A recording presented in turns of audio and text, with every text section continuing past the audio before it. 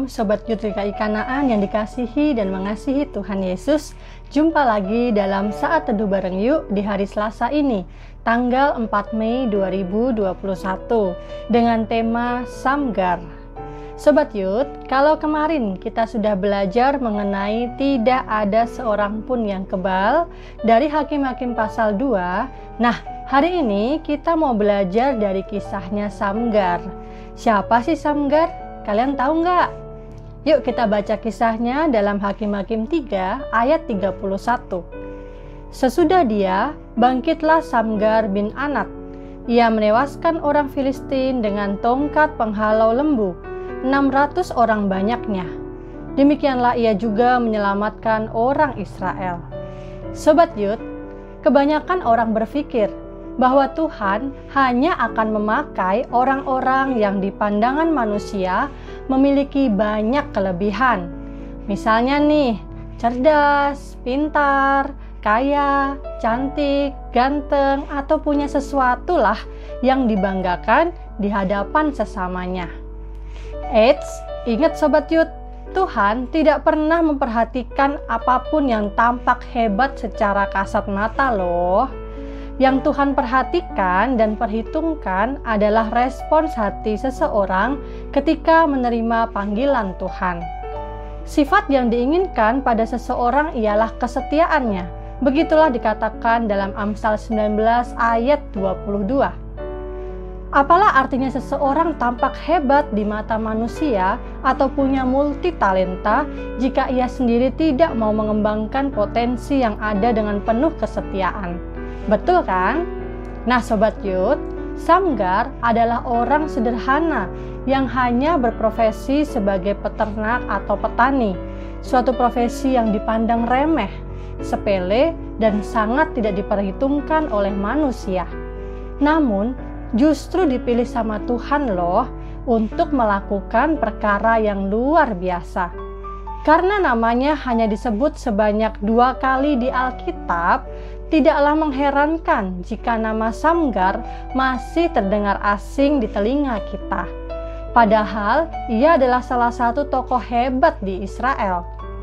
Sobat Yud, ia hidup pada masa setelah Ehud sukses menundukkan bangsa Moab, sehingga bangsa Israel menjadi aman selama 80 tahun. Kalahnya bangsa Moab tidak membuat bangsa Israel terbebas dari musuh sepenuhnya, karena ada banyak musuh yang sewaktu-waktu bisa datang. Salah satunya adalah bangsa Filistin. Di tengah ancaman bangsa Filistin ini, tampillah Samgar sebagai pahlawan bagi bangsanya. Sobat Yud, tahu nggak? Samgar hanya berbekal tongkat penghalau lembu loh. Tongkat penghalau lembu itu adalah tongkat yang terbuat dari kayu. Panjangnya kira-kira 8 feet ya, atau 2,4 meter. Dilengkapi paku-paku besi runcing di ujungnya. Biasanya berfungsi menggiring lembu pada waktu membajak tanah.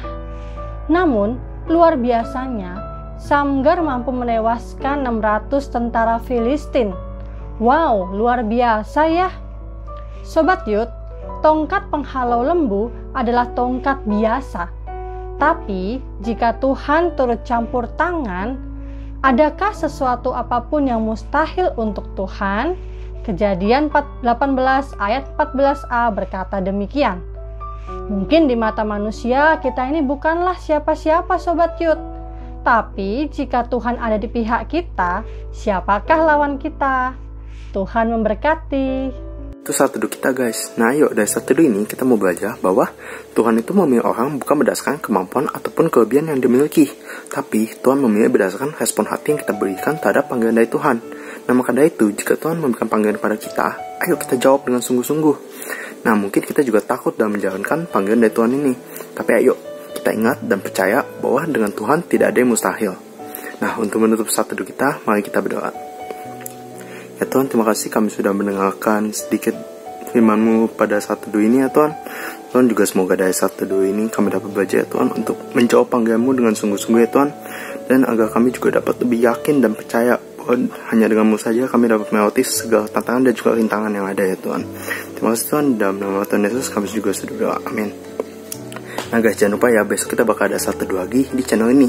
Jadi jangan lupa ikut dan juga bagikan saat teduh kita ke teman-teman kalian, biar semakin banyak orang yang mendapatkan berkat dari saat teduh kita. Nah, jika kalian punya pergumulan ataupun pertanyaan, DM Instagram Youth GKI Kanaan, dan jangan lupa dengerin juga podcast Youth GKI Kanaan. Nah, pada hari Sabtu jam 7 malam kita juga bakal ada Zoom Fellowship. Linknya bakal dibagikan melalui Line ataupun WA teman-teman. Jadi jangan lupa ikut ya guys. Oke, saat teduh kita sampai di sini. Tuhan Yesus memberkati. Bye-bye. Kalian tahu nggak sih bedanya customer service sama podcast youth? Kalau customer service hadir untuk kebutuhanmu, tapi kalau podcast youth hadir untuk keresahanmu. Nah, jadi hari ini kita bakal ngebahas quarter life crisis. Normal nggak sih kalau kita semakin dewasa itu kita semakin cemas dan was-was untuk kehidupan di depan kita? Nah, kira-kira dalam masa-masa kayak gitu, apa sih yang harus kita lakukan ketika sebenarnya kita tuh udah nih kayak udah berdoa gitu sama Tuhan, tapi masih merasa malah makin didoakan, tapi kok kadang malah nggak ngerti kehendak Tuhan tuh atas hidup kita tuh apa? Bagaimana sih cara ngatasin kecenderungan hati kita yang sering membandingkan hidup orang lain nih dengan hidup kita sendiri? Quarter life crisis itu bukan sesuatu yang harus dihindari, tetapi itu adalah hal yang kamu harus hadapi, bukan dengan kekuatan kamu, tapi bersama dengan Tuhan.